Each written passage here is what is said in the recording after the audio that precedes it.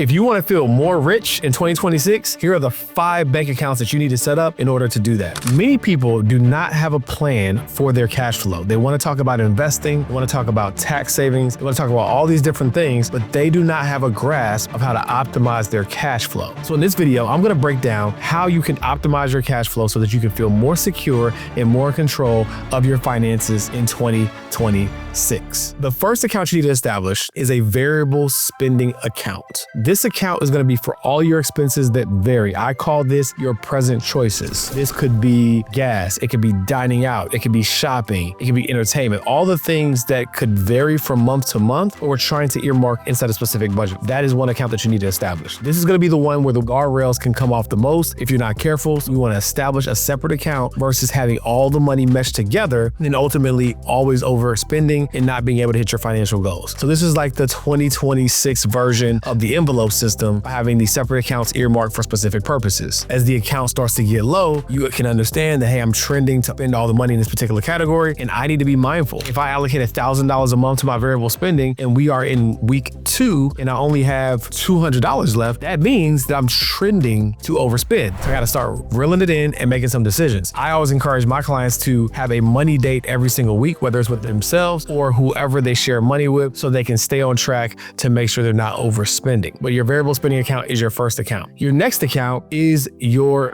bill account. This is for all of your fixed costs. This is going to be for your mortgage, for your rent, for your phone bill. You can even throw utilities in there. Obviously, they can fluctuate or vary a little bit, but by and large, those are fixed costs. I like to call that your 30-day money or your past commitments, because everything that you're going to spend in this account, you have some type of agreement in place that you've already committed to, and you have to commit to that dollar amount. Versus your variable spending, you can choose to spend less on dining out this month. You can choose to spend less on entertainment this month. You can't choose to pay less of your mortgage this month, right? Your past commitments, you want to have that money planned out 30 days in advance because you already know exactly what it's going to be. And you want to earmark an account for that so that you can know that that money's taken care of. So you never look up and be like, oh my gosh, I spent my bill money on dining out. What I also personally like to do is I like to allocate an amount of money that I'm going to be transferring to my investment account to this bill account. Why? Because it trains me to look at my investments as a fixed cost and a commitment that I've already made, right? Versus something that's just like, hey, you know what? I could do it if I have extra money left over. No, this is a commitment. We want to make sure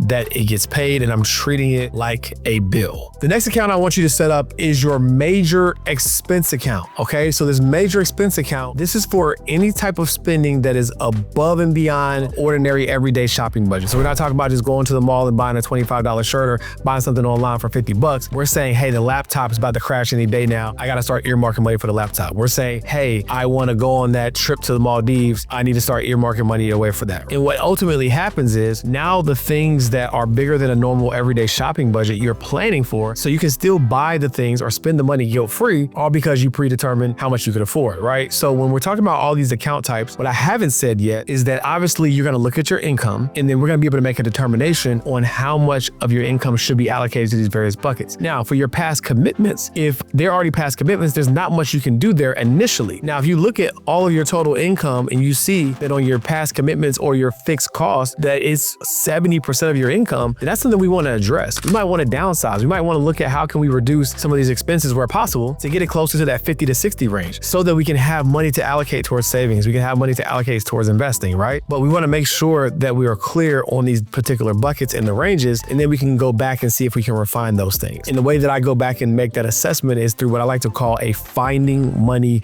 exercise, where I'm going through every expense and I'm saying, hey, look, this subscription, I don't need it anymore. This bill, I don't need it anymore. This car insurance, I haven't looked at new providers in 7 years. Maybe there's better coverage. And then ultimately, before we do anything different, before we make any new money, we're able to find money in our budget that we can then redeploy towards other goals. The fourth account type, one that you probably heard before, is emergency fund. And this is if you lose your primary source of income. It's not if somebody tells you Drake's having a concert that you weren't planning for and you got some extra money that you can use in order to attend that concert. This is designed that if I were to lose my primary source of income, I have a bucket of money that I can tap into. Now, my personal preference is I actually like to invest my emergency fund in a brokerage account because hopefully I don't need to have the emergency, but if the emergency comes up, I can then borrow against the value of my portfolio portfolio for that emergency and then just pay myself back. So instead of having the money in a bank account, even if it's high yield, I can have that money in an investment account, it can grow and thrive, and ultimately I can borrow against it. Because the truth of the matter is, you're probably not going to need 100% of the emergency fund the day that the emergency happens. You're probably going to need some of the money, right, to offset cash flow until things stabilize. And so because of that, even if we see ebbs and flows in the investment account, number one, we're not having to sell our investments, so we most likely will have the buffer to borrow against. And number two, we'll be able to pay ourselves back and allow that portfolio to continue to stabilize over time. So that is what we want to have is our emergency fund. Again, you can put it in the bank account if you decide. My personal preference is to invest the money, borrow against it when you need it. All right, guys, and last but not least, emergency reserves. All right, this is a tricky one because when I was used to advise my clients one-on-one back in the day and they were trying to stick to their budget, they'd always say, well, George, the reason why it's so hard to stick to a budget is because something always comes up. And I rebuttal, well, something always comes up. Why can't we always plan for it? You might not know exactly what it's going to be. You might not know exactly what it's going to cost. But what we do know is that emergencies and non-recurring expenses are going to come up. It could be vehicle maintenance. It could be medical bill deductibles. It could be Christmas time. It could be whatever. Now, mind you, the reason why I'm earmarking these things as emergency reserves and not emergency fund is because the only time we want to tap into our emergency fund is if I've lost my primary income source. We need to train ourselves to be more diligent around what we are willing to allocate our money for when different surprises come up so that we're not tapping into our emergency fund just because. That is only for when you lose your primary source of income. Now, your emergency reserves, different story. You might have an expense that comes up that's not monthly you forgot about. You might have an expense that comes up that you don't know how much it's going to cost or what it's going to be, but you now have money that's earmarked to be able to offset that. Now, you might not have every single dollar you need for that expense, but imagine having a pool of money, right, that you're starting to build up that when that emergency happens, you're now not getting discouraged, right, because you're like, dang, something always comes up. That's why I can never invest and I can never save. And now you actually have that money earmarked and put away. Those are the 5 accounts that everybody should have set up to completely master their money management in 2026 and beyond. So if you get them set up now before 2025 is over, you can start 2026 off really, really strong. And the way I want you guys to think about budgeting is a couple things I want to present and come to mind. Number one, I like to think about budgeting from the sense of value-based budgeting. What does that mean? That means when we're looking at our spending, we want to say, does this spending align with what I say I value? And if it does, is there a more cost-effective alternative? In some instances, there might not be. We at least want to ask ourselves that question when we're going through our transactions. Does this spending align with what I say I value? Am I spending money in ways that are getting me closer to the life that I desire, or am I spending money in ways that are pushing me further away? And when you have that level of self-awareness, you're using your money as a tool for freedom rather than a temporary escape. The other thing you want to look at is when it comes to creating a money management plan, you have 3 different zones. You have the kill zone, you have the comfort zone, and you have the stretch zone. So the kill zone is, let's imagine that you're on a new diet trying to lose all the weight in the world. And you say, I'm gonna do 2-a-days. I'm gonna eat chicken and broccoli every day. And I'm going to run 3 miles and I'm gonna drink a gallon of water. If you're somebody who's just getting back to working out, that's probably not gonna work. And you're probably gonna fizzle out of that plan very fast. No different than with your money. If you say, you know what, I'm gonna keep the AC off in the summer. I'm not buying no new clothes. I'm never eating out. Sounds good.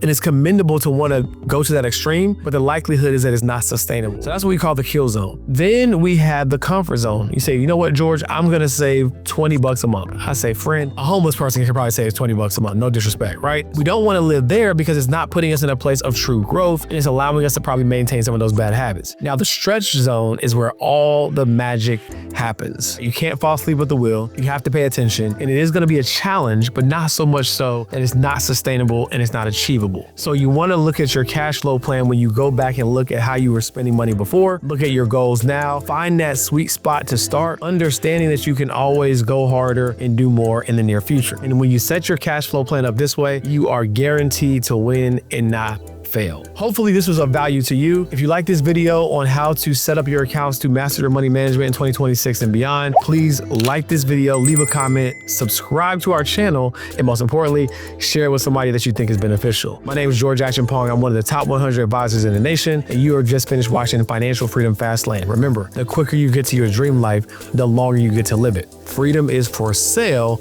if you're willing to pay the price. Peace.